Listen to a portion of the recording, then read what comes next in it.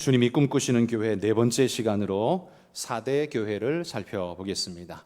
이 사대라는 도시는 삼면이 깎아지른 벼랑으로 되어 있고 남쪽 면만 열려 있는 도시라고 합니다.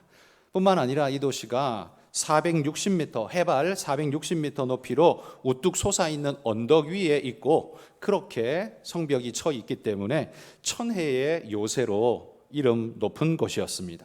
주전 1200년경에 세워진 이래로 패배를 모르는 도시다, 이렇게 이름이 불려지던 난공불락의 입지 조건을 가지고 있었던 그런 도시였습니다. 이 도시에는 양모 산업이 유명했고 또한 금이 풍부해서 일명 황금의 사대라고 불렸다고 합니다.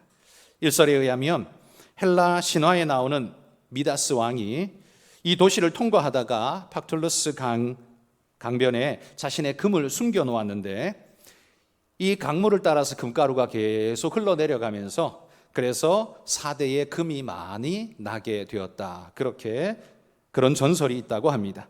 물론 이건 신화적인 이야기들을 그냥 각색해서 이야기하는 것이니까요.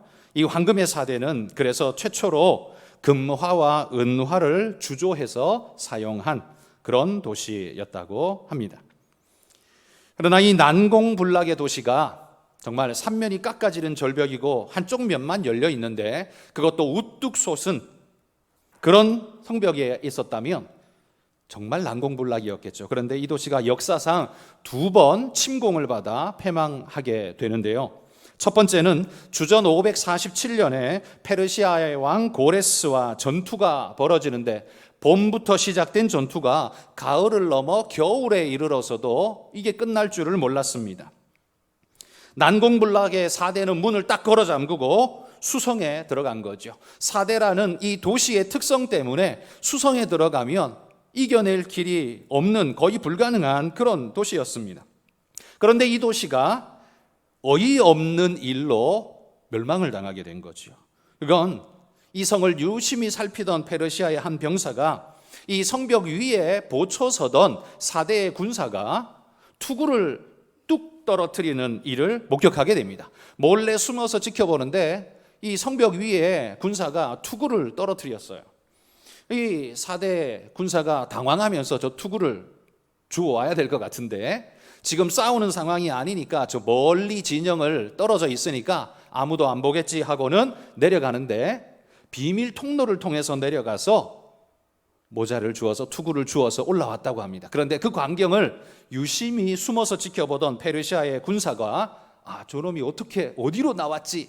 그러다가 몰래 가서 조사를 해보니까 거기 비밀 통로가 있는 걸 발견한 거죠.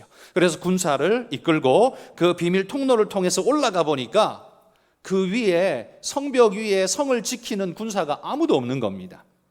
웬고하니 이 성벽은 감히 누구도 올라올 수 없는 높은 난공불락이라고 믿었기에 너무 방심해서 장군도 장수도 졸도 모두가 다 그냥 방치해두고, 아무도 못 오니까 방치해두고 있었던 겁니다. 그런데 이 비밀 통로를 발견한 페르시아 군이 올라와서 성문을 열어젖히고 군사들을 맞아들여서 페르시아가 이 사대를 정복하게 되었다는 겁니다. 이게 첫 번째 멸망이었습니다. 두 번째는요, 이 일이 있고 난 이후 300년 후에 주전 214년에 알렉산더의 헬라 제국이 다스릴 때, 그때 이 사대가 헬라 제국의 반란을 일으키게 됩니다. 역시 제국에 맞서 힘이 없으니까 수성을 하게 됩니다. 그런데 이 헬라의 군사 하나가 이 비밀 통로를 또 발견하고 15명의 특공대를 이끌고 가서 올라가 보니 여전히 아무도 지키는 자가 없었던 거죠. 그래서 문을 열고 군사를 맞아들여서 그 성을 함락시켰다고 합니다. 2번의 멸망이요, 둘 다 똑같은 형태로 그들이 멸망을 당하게 되는 패배하는 어려움을 겪은 거죠. 그리고 주후 17년경에 이 소아시아 지역에 큰 지진이 일어나는데 사대뿐만 아니라 주변의 도시들이 큰 피해를 입는데 특별히 이 사대 성이 완전히 무너지게 됩니다. 유서 깊은 이 도시가 멸망당한 것을 안타깝게 여긴 이 로마의 황제가 4대 도시의 재건을 위해서 5년간 세금을 면제해주고 지방 행정관을 파견해서 재정 지원을 돕고 그들이 도시 재건을 할 수 있도록 여러 모양으로 힘써 주었다고 합니다. 그렇게 재건된 도시에 교회가 생겨난 거죠. 그게 바로 오늘 본문에 나오는 4대 교회입니다. 이 4대 교회는 오늘 본문에 보시면 그 이전에 우리가 나누었던 교회들과는 사뭇 다른 이야기로 진행합니다. 앞의 교회들은 종교적인 핍박이나 박해 때문에 많은 어려움을 겪었다는 이야기가 계속해서 끊이지 않고 나오는데, 이 4대 교회만큼은 외부의 박해나 유대 회당의 공격이나 거짓 사도들의 이야기나 혹은 니골라당의 이야기조차도 등장하지를 않습니다. 소아시아의 7도시는요 다 그리 멀지 않게 붙어 있었기 때문에 어느 한 지역만의 특성이 아니라 그 일대 전체가 비슷한 성격을 지닐 수밖에 없죠. 황제 숭배도 비슷하게 열심을 내었고요, 니골라당을 교훈을 따르는 존재들이 어디에서나 득세를 하고 있었고, 그런데도 불구하고 4대 교회에는 주님께서 그런 언급을 전혀 하지 않으신다라는 겁니다. 그러면서 오히려 심한 질책을 내리십니다. 그런 외부적인 압박이나 박해나 여러 가지가 없었다면 평안한 가운데 교회가 성장해 갔어야 정상적인데 오히려 주님께 심한 책망을 받습니다. 1절에 보면 그 질책이 이렇게 나옵니다. 내가 네 행위를 아노니 네가 살았다 하는 이름은 가졌으나 죽은 자로다, 이렇게 말합니다. 이 말은 교회는 있었지만 그 교회는 교회다움을 잃어버리고 교회 기능을 못하는 교회가 되었다라는 책망이지요. 여러분, 주님은 온누리에 하나님을 찬양하는 교회가 가득하기를 바라시지만 본질을 상실한 명목뿐인 교회가 늘어나기를 원하시지는 않습니다. 교회가 선교에 열심을 내지만 명목뿐인 교회가 그냥 건물을 구입하고 거기다가 간판 교회라고 간판 달아놓는 걸 기뻐하지는 않는다는 이야기입니다. 그런데 이 교회는 4대 교회라는 이름도 있고 모임 장소도 있을 터인데, 그런데도 불구하고 주님으로부터 살았다는 이름은 있지만 너는 죽은 자다라는 책망을 왜 받게 된 걸까요? 이런 책망을 받게 된 이유가 2절에 보면 흔적을 찾을 수 있습니다. 2절 끝에 보시면 내 행위에 온전한 것을 찾지 못하였노니, 이렇게 말합니다. 여기 온전하다라고 쓰인 이 단어의 원래적인 그 의미들은 성취되다 혹은 채워지다, 이런 의미의 단어입니다. 예를 들면 이런 거죠. 물컵을 만들었습니다. 물컵이 온전하게 쓰일 때는 언제입니까? 주인이 그 컵을 통해 물을 마실 수 있도록 생수가 잘 담겨 있고 물이 새지 않으며 주인이 잡고 마시기에 편안한 형태로 잘 만들어져 있으면 그게 온전한 컵이 되는 거죠. 그런데 컵은 멋지게 있는 것 같은데 안에 물이 없어요. 그럼 어떻게 된 겁니까? 컵이 만들어진 목적과 용도에 부합하게 쓰이지 못한 것이기 때문에 이것이 바로 온전치 못한 것이 되는 겁니다. 주님은 이런 교회가 교회라는 껍데기는 있는데 그 안에 반드시 있어야 할 생명의 생수가 사라져버린 이 교회를 향해서 네 온전한 것을 내가 발견하지 못한다라고 진노하면서 책망하고 있는 겁니다. 주님은 이런 껍데기적인 모습을 극히나 거부하셨습니다. 여기뿐만 아니라요, 마태복음 6장 1절에 보면 이런 산상보훈의 이런 권면을 하십니다. 사람에게 보이려고 그들 앞에서 너희 의를 행하지 않도록 주의하라. 그리하지 아니하면 하늘에 계신 너희 아버지께 상을 받지 못하느니라. 이 말씀을 하시고 이어서 무슨 말을 하냐면 기도에 대한 가르침, 구제에 대한 가르침을 하는데, 너희는 사람에게 보이려고 기도하지 말고 사람에게 보이려고 구제하지 말라라는 말씀을 쭉 이어가는 거죠. 기도와 구제라는 좋고 아름다운 말씀에 부합한 행위를 할지라도 그 목적이 사람을 보이려고 한 것은 하나님 앞에 한 것이 될 수가 없다라는 거죠. 사람을 목적 삼아 하는 게 어떤 걸까요? 사람에게 그 일을 행함으로써 자신이 착한 자라는, 선한 사람이라는 이름을 얻고자 하거나 혹은 그 일을 도움으로써 자신이 이 사람의 표를 얻으려고 하는 어떤 목적 속에서 하게 된다면 그건 사람에게 한 것이지 하나님 앞에 한 건 아니라는 말이죠. 그러니 하나님은 그런 걸 무효로 여긴다는 말입니다. 이 말씀이 바로 오늘 본문 2절과 같은 맥락 속에 있는 겁니다. 2절을 다시 보시면 너는 일깨어 그 남은 바 죽게 된 것을 굳건하게 하라. 내 하나님 앞에 내 행위에 온전한 것을 찾지 못하였노니, 이렇게 말합니다. 그러니까 그들은 기도도 하고요, 구제도 하고 교제도 하고 교회 안에서 이런저런 일들도 하는데 결국 사람에게 보이려고 한 것이라면 하나님 앞에서는 빈 껍데기에 지나지 않는다. 컵에 물이 없는, 컵을 만든 본질적 목적에서 위배되어 버린 모습이다. 지금 그렇게 지적하고 있는 거죠. 그러므로 여러분, 교회는 늘 깨어 있어야 합니다. 어떻게 깨어 있어야 합니까? 하나님의 본질적 생명수 말씀이 늘 구비되고 넘쳐날 수 있도록 그렇게 교회는 그렇게 준비되어 있어야 합니다. 뭔가를 분주히 한다고 해서 그게 하나님 앞에서 하고 있는 의미를 가지는 것 아닐 수 있다는 말이에요. 뭘 한다는 사실 자체만을 강조하는 것, 그건 여러분 어리석은 일이 될 수 있다는 겁니다. 그걸 어떻게 하느냐, 이게 중요한 거죠. 하나님 앞에서 하고 있느냐, 아니면 사람의 마음을 얻고 표를 얻으려는 어떤 계산 속에서 사람을 향하느냐, 하나님을 향하느냐, 이걸 지켜보신다는 겁니다. 이게 교회의 매우 중요한 요소입니다. 4대 교회는요, 분주하게 교회의 모습도 있고 모임도 있고 기도도 하고 찬양도 하는데 주님이 보실 때는 비어있는 껍데기일 뿐이라고 그렇게 보이는 거죠. 껍데기는 예쁜데 기갈 중에 있는 주인이 마실 물이 없는 거예요. 이 컵 어디다 쓰겠습니까? 교회가 이런 상태이니 주님 4절 말씀에 이렇게 말씀합니다. 그 옷을 더럽히지 아니한 자 몇 명이 너희 가운데 있구나. 여러분, 이 말은 잘했다라고 칭찬하는 걸까요?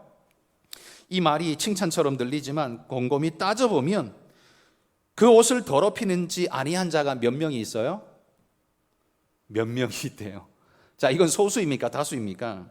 소수이죠. 그러면 다수는 어떻다는 겁니까? 다수는 이미 그 옷을 더럽힌 존재들이라는 이야기입니다. 한마디로 말해 겨우 몇 명만이 교회의 명맥을 유지하는 그런 모습으로 있구나, 이거죠. 남아있는 몇 명의 사람들의 신앙 굉장히 소중한 것이지만 안타깝게도 대다수는 분주하고 뭔가를 하고 박해도 핍박도 없어서 신앙생활 잘하는 것 같아 보일지 모르지만 4대 교회의 대다수는 주님이 말합니다. 그 옷을 더럽힌 자들이다, 이렇게 말하는 거예요.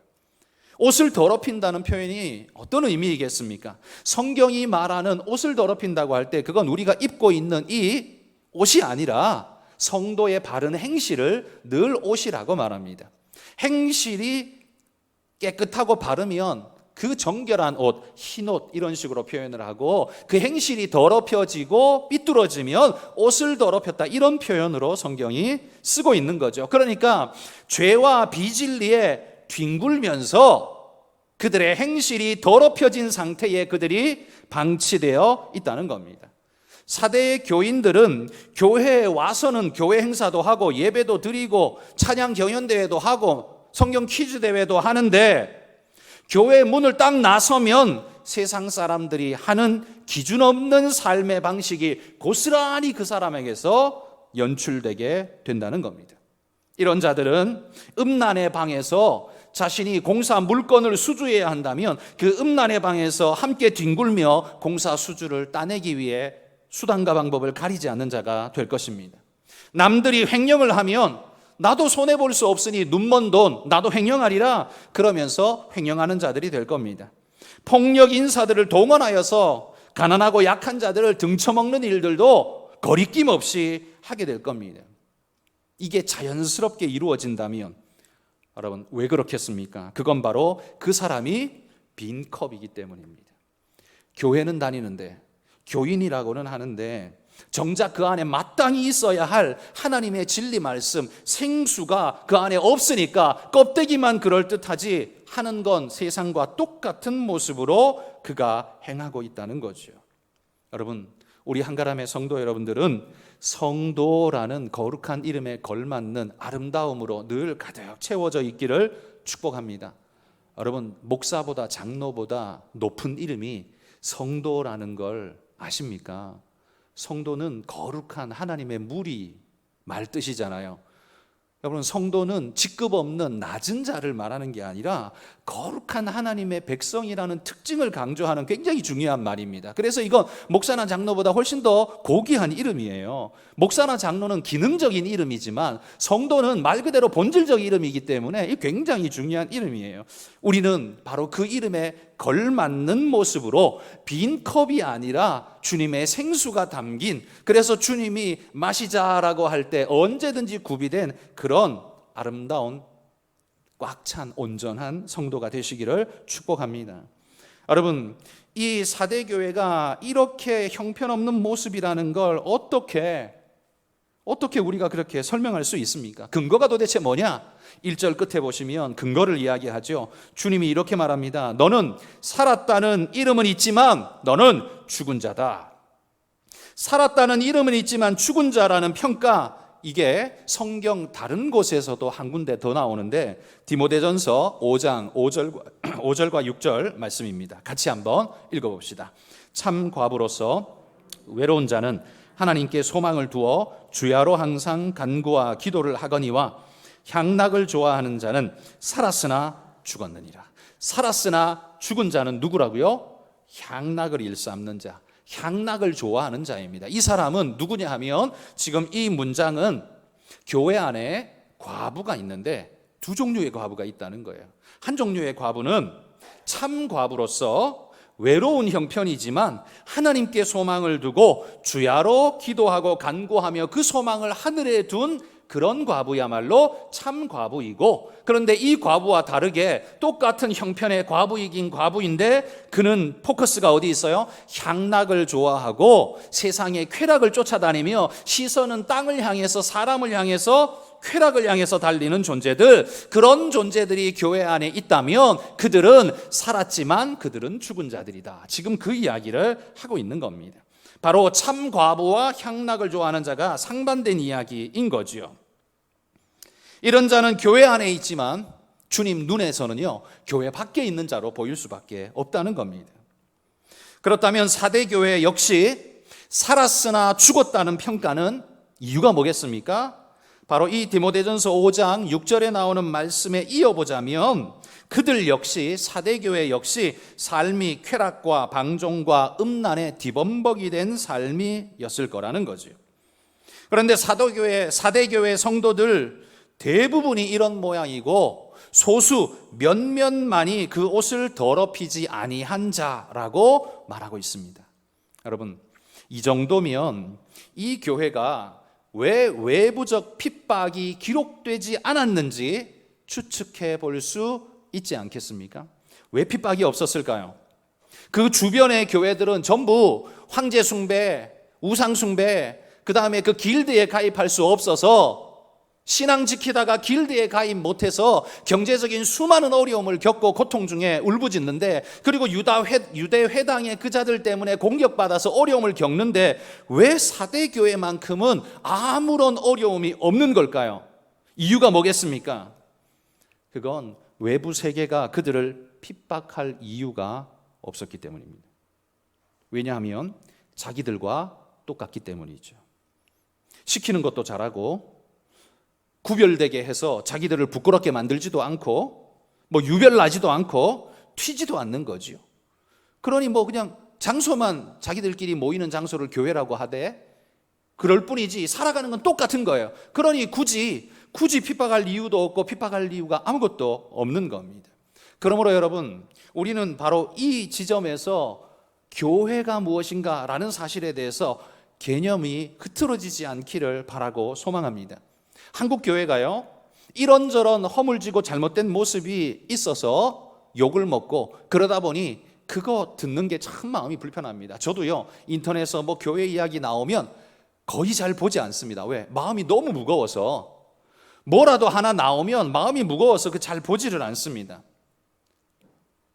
그런데 그런 일들이 자꾸 반복되다 보니까 교회 성도들이 매우 긴장하면서 이렇게 바뀌죠.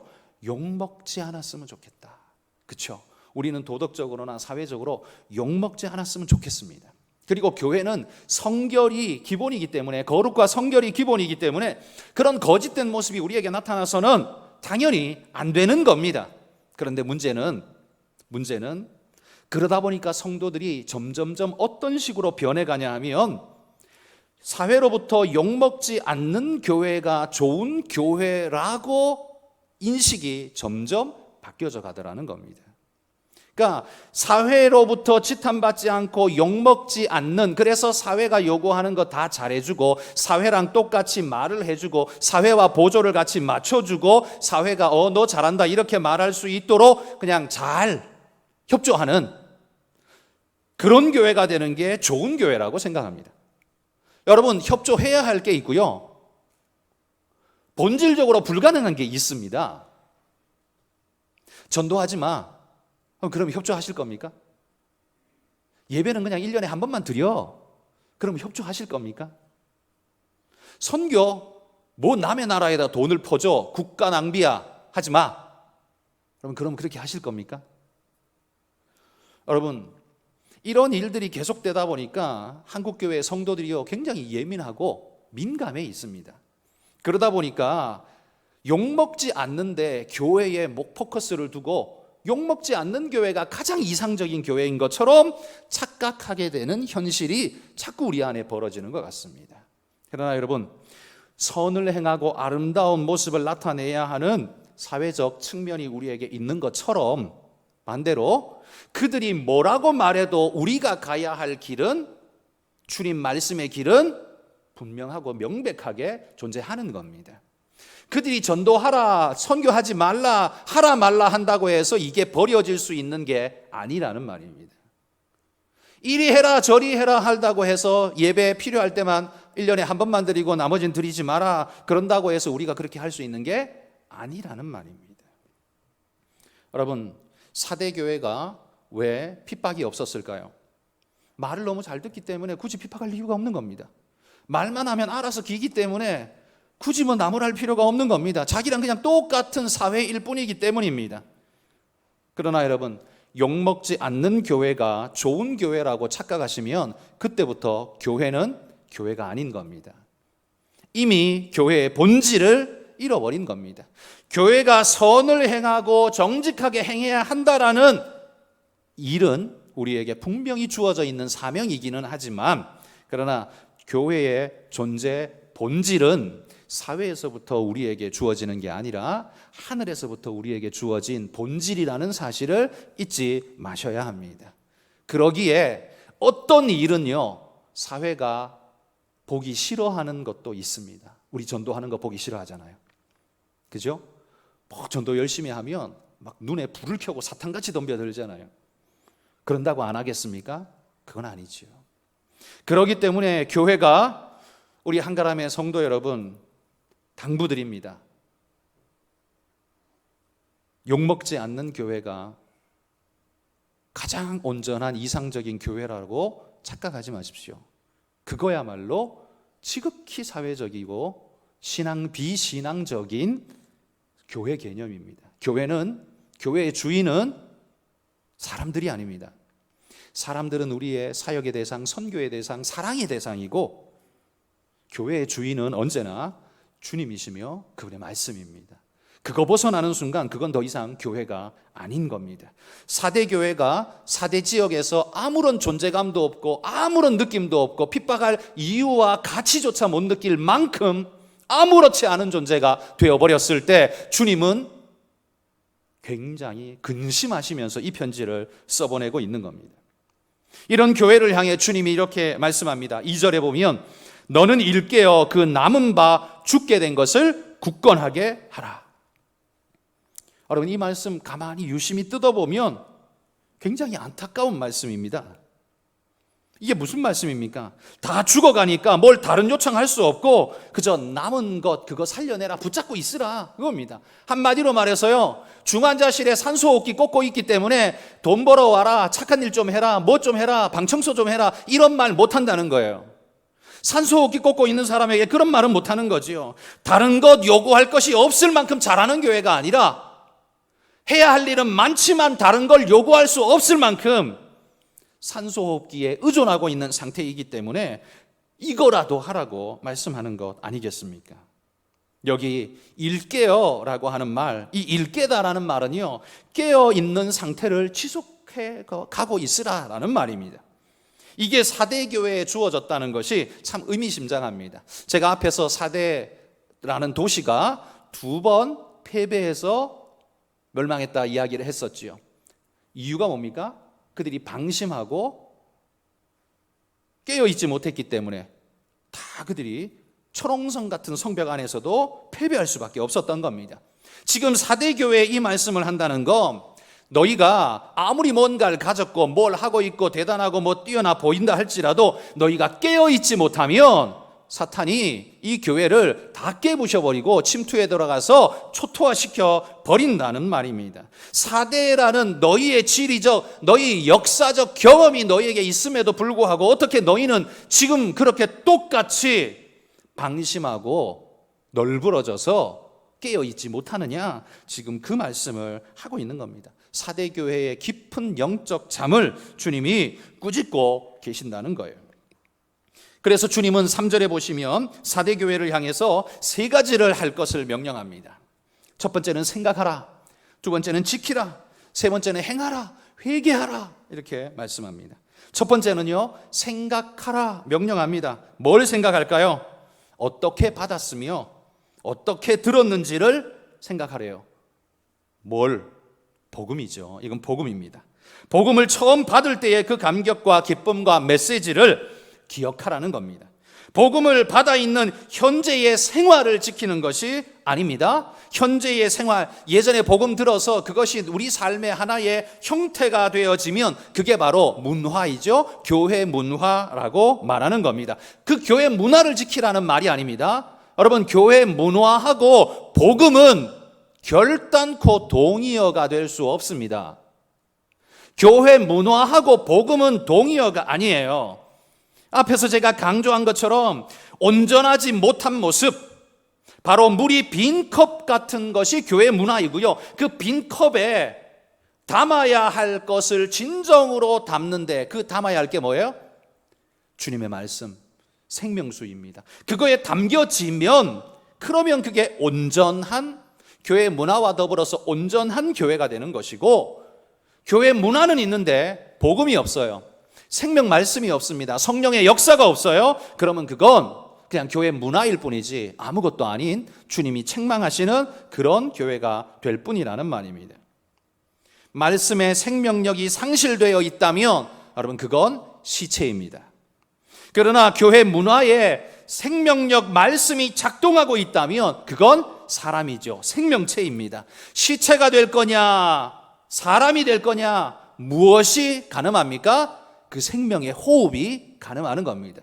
그 하나님의 말씀, 생명의 호흡이 주님에게서부터 생기를 불어넣어 생명이 되었던 인생, 하나님의 말씀을 불어넣어 살아 숨쉬는 영혼이 된 우리 그리스도인, 여러분, 우리는 교회 문화를 붙잡고 있는 사람이 아닙니다.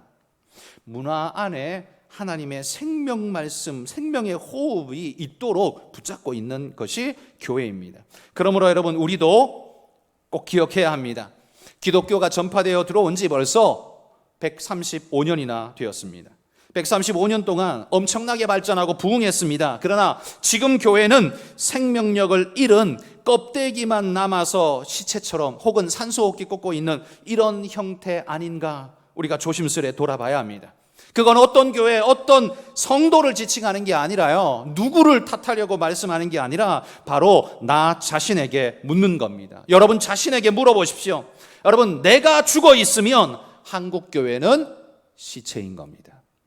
내가 살아 있으면 한국교회는 생명체인 겁니다. 이제 한국교회를 시체 만들지 생명체 만들지 누가 결정합니까?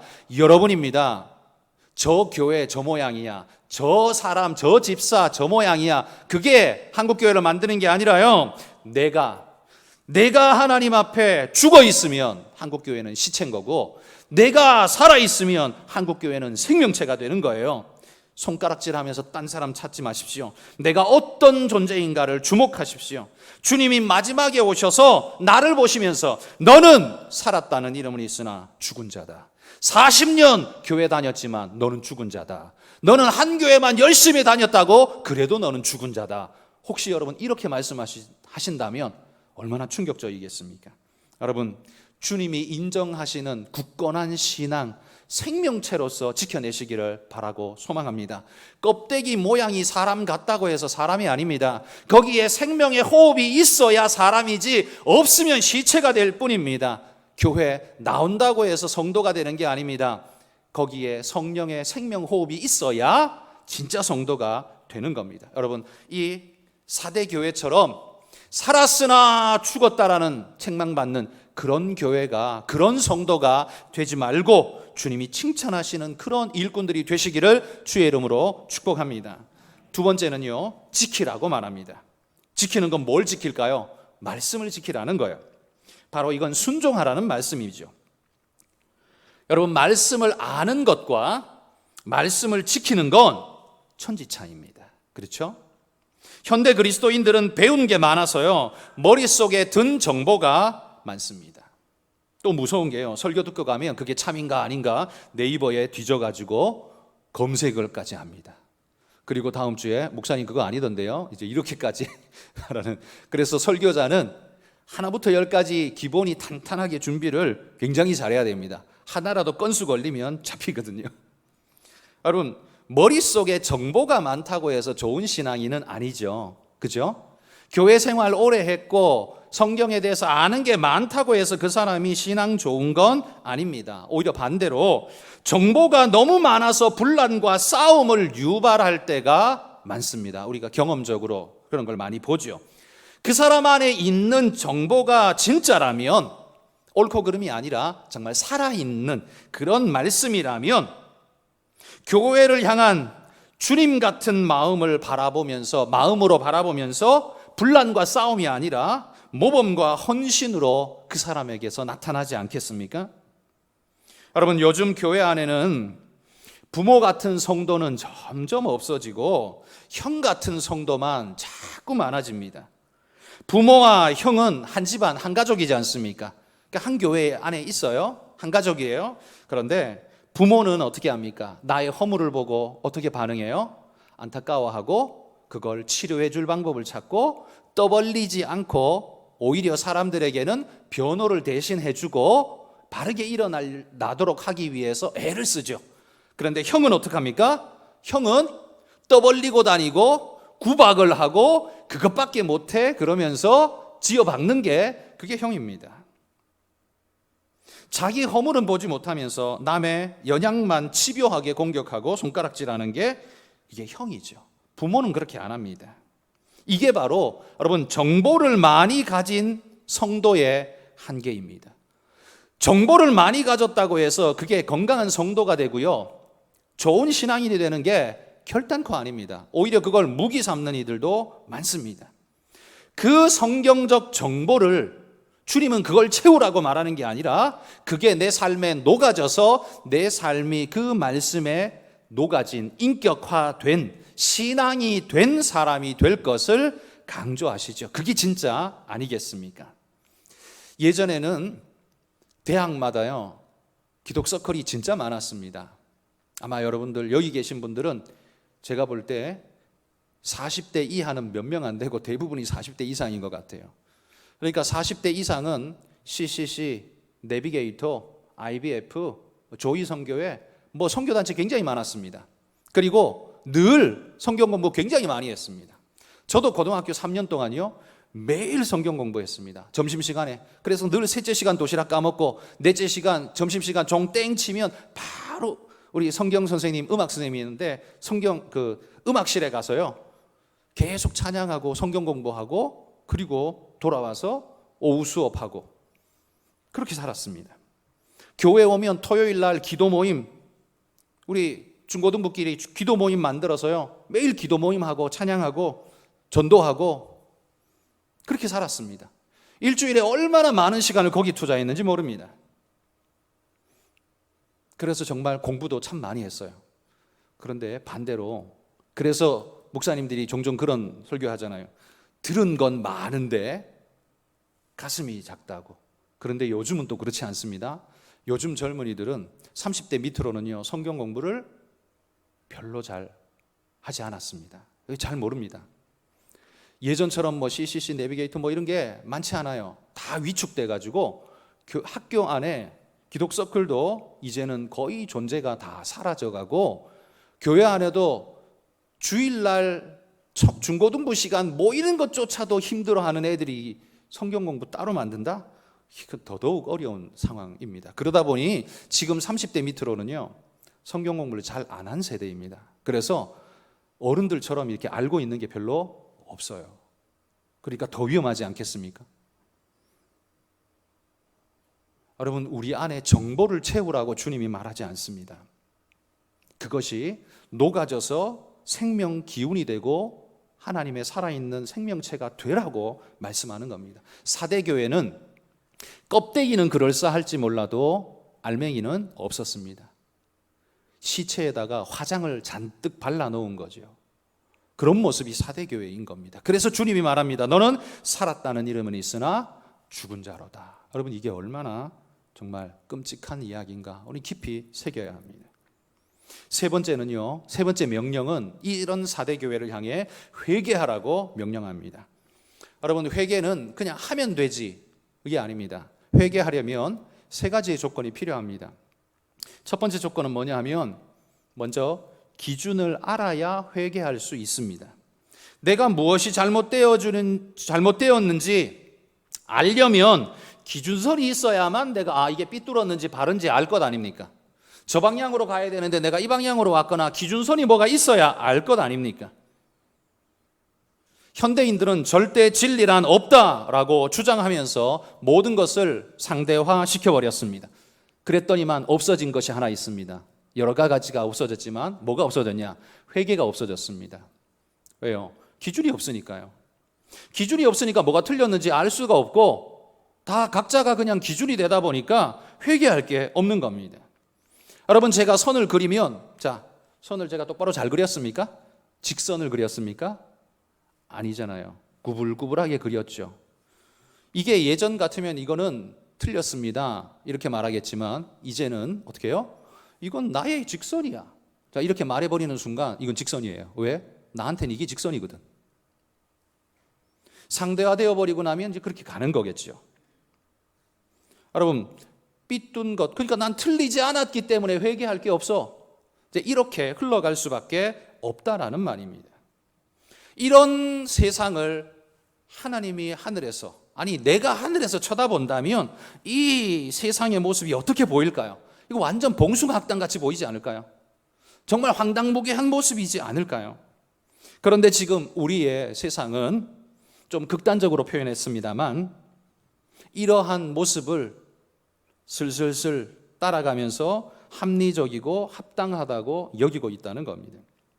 지금 세상은 마치 집단 최면에 걸린 세상 같습니다.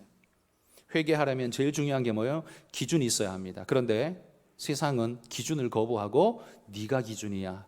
그래서 세상에는 회개란 게 있을 수가 없는 겁니다. 이 영향을 받은 교회 성도들도 점점 회개를 하지 않습니다. 왜? 기준이 없어졌기 때문이죠. 여러분, 이 기준을 잃지 마십시오. 주님의 말씀이 우리 기준이라는 사실을 잊지 마십시오.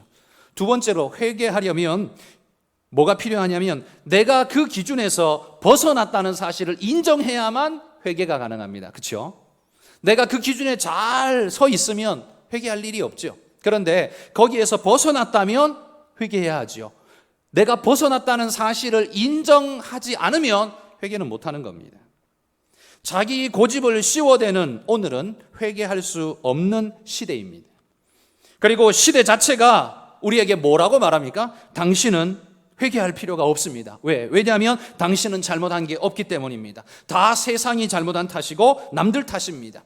당신은 그냥 당신의 삶을 살았을 뿐이에요. 예, 그 말이 맞을 수도 있습니다. 그 말이 맞을 수도 있어요. 그런데 모든 것이 그렇지는 않습니다. 조심해야 합니다.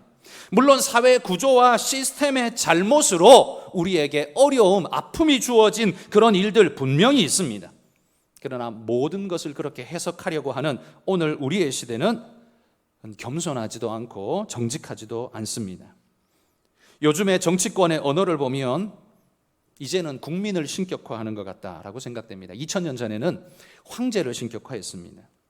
근데 이제는 국민을 신격화. 그런데 신격화가 뭐 꼭 신이 된다라는 개념이기보다는요, 붕 띄운다는 말이죠. 붕 띄워놓고 줄 매달아서 자기들이 원하는 대로 끌고 갑니다. 저는 이걸 에드벌륜 효과라고 그냥 불러보고 싶습니다. 붕 띄워 가스를 잔뜩 주입해서 당신이 최고입니다, 당신이 진리입니다, 당신이 기준입니다 해놓고 그 다음에 뭐예요? 자기가 원하는 대로 끌고 가버린다는 거죠. 국민들은 집단 체면에 걸린 것처럼 자신들은 다 잘하고 잘못이 없고 회개할 것이 없는 존재인 것처럼 그렇게 생각되어진다면 그건 진짜 체면에 걸린 게 될 것입니다. 이런 사회가 건강한 사회라고 말할 수 있을까요? 이런 사회의 내일은 우리에게 안전을 보장해 줄 수 있을까요?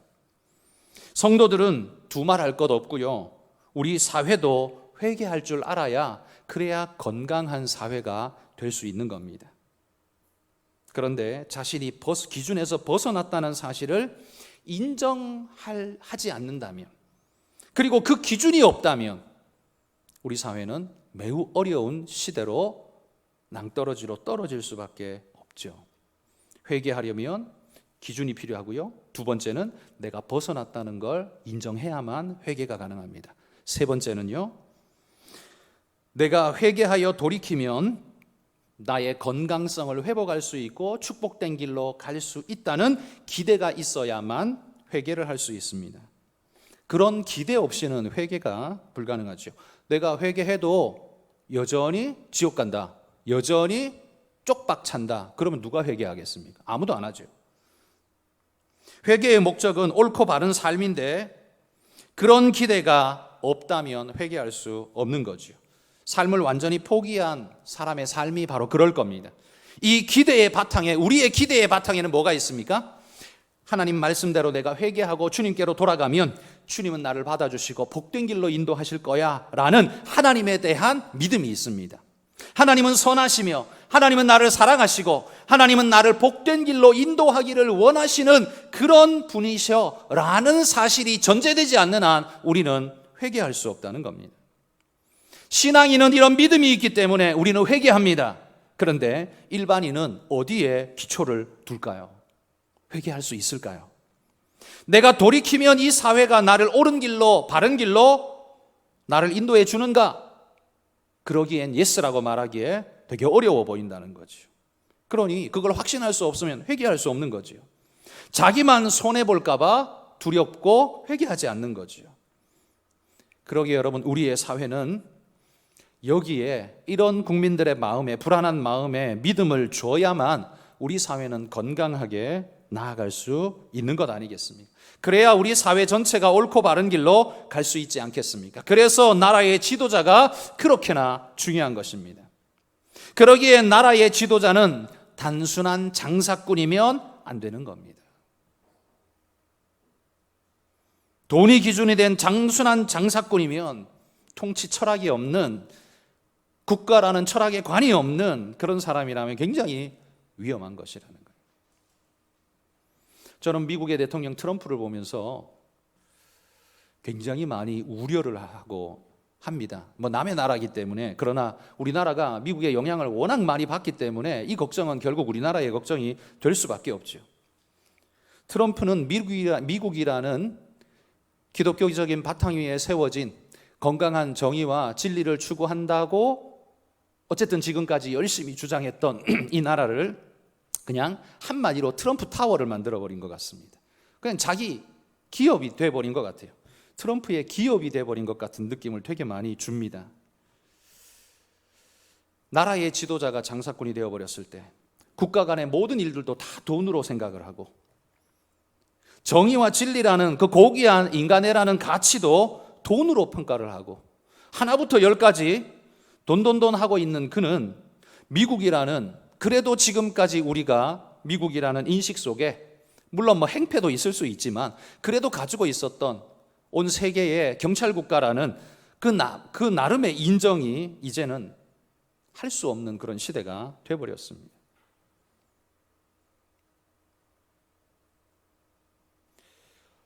여러분, 우리의 미래는 어찌해야 바른 길을 갈까요? 여러분, 세상을 바꾸려 하기 전에 내가 바뀌어야 세상으로 점점점 바뀌어져 나갈 겁니다.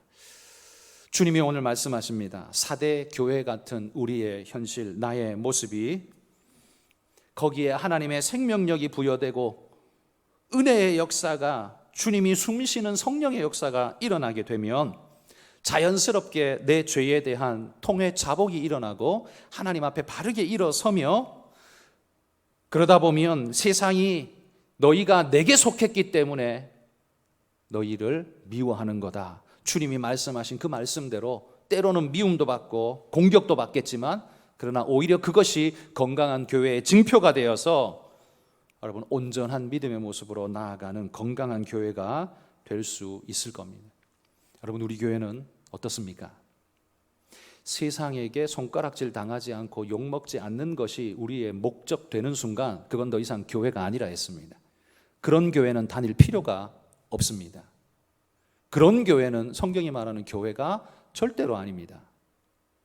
우리는 주님이 인정하는 교회, 주님이 명령하시는 교회, 그리고 주님이 우리에게 보여주신 주님의 성품을 닮은 교회, 여러분, 그런 교회가 될 때 진실로 온전한 주님이 꿈꾸시는 교회가 될 줄 믿습니다. 오늘 4대 교회를 보며 여러분, 우리가 좋은 거울로 삼고 더 아름다운 모습으로 우리가 변화되어져 갈 수 있도록 그렇게 우리 자신을 잘 세워가는 믿음의 성도들이 되시기를 축복합니다.